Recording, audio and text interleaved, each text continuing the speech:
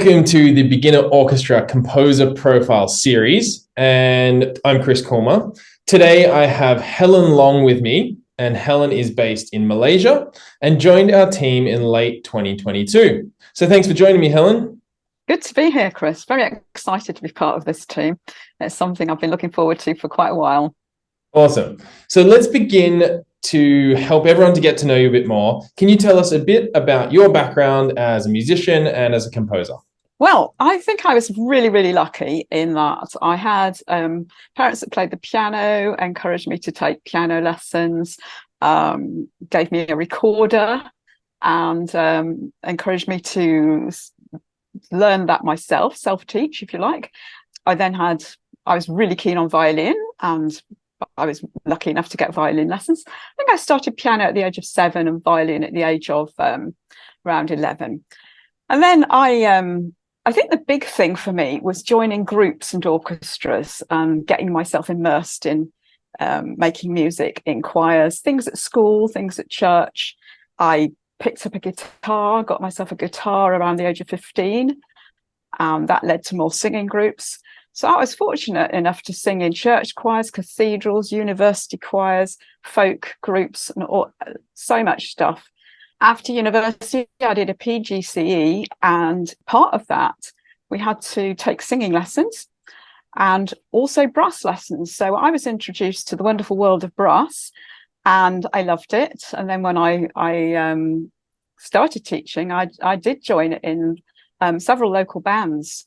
So I kept up my brass playing, kept up my violin playing in orchestras and all sorts of things. So yeah, really lucky to be immersed in so much music so young, and to experience such a number of instruments and groups and ensembles to be part of. So yes. And what about in terms of composing? Did you start that quite early with all these instruments floating around? No. Composing was something I never thought I'd be able to do. It was like, starting the piano, any wrong note you played was definitely not wanted, and there was no talk of improvisation or doing anything like that. But when I started teaching, and I started doing music in a very practical way, and at that time that was unusual, and I encouraged students to compose. And of course, I always had to give an example, and I found that I could do it quite easily. Never thought to do it seriously for myself. But through many years of helping students with their own compositions, very simple ones, and then IGCSE ones and A-level, I thought, well, actually, I've got so much experience, and also arranging music myself for choirs and orchestras at school, that I thought, for goodness sake, I should be able to do this now. So then I got inspired by a friend of mine who has a jewelry business, and she wanted me to write a piece of music for her website. So that was my first commissioned piece of music, and I absolutely loved doing that. So there we go.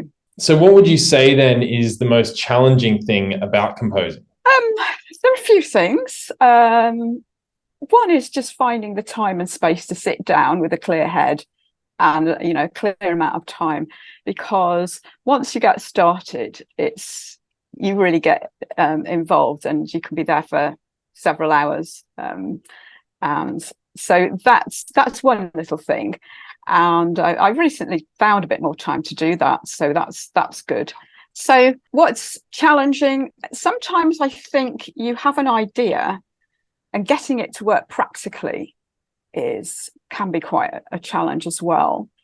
Also, keeping things simple enough so that they are playable, interesting, but playable by beginners, people just setting out, because I do think this is the most important way. Get playing in a group as soon as you can. So I think that's about it, really. The rest of it, I just love. Which is great. So you've got one piece currently at the time of this recording in the catalogue, but we've got a bunch of Helen's pieces coming. The piece that's in the catalogue right now is Marching Away. And what inspired you to write that piece specifically?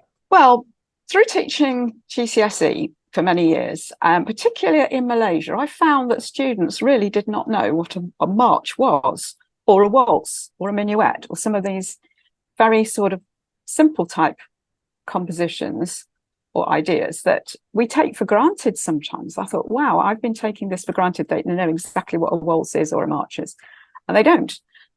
So I thought the easiest way, rather than teach it, is to just write something for people to play. And starting off with young orchestras, beginners, is a good way. In fact, I first wrote the beginnings of this piece for a classroom ensemble so that I could do that, 4 parts, marimbas, it could be done on that, but then developed it for orchestra.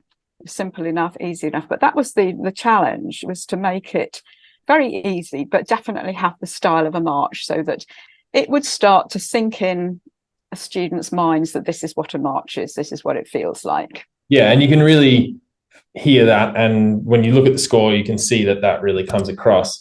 Is there a section in the piece that you kind of like the most or you find the most interesting, and why? It's a fairly short piece, but there is a little bit in the middle where it's a sort of 4-bar interlude, if you like, where it starts quietly and crescendos, and it also features the woodwind, which could be a bit of a challenge. The strings take a break, and it crescendos and leads back into the, if you like, triumphant return of the main theme.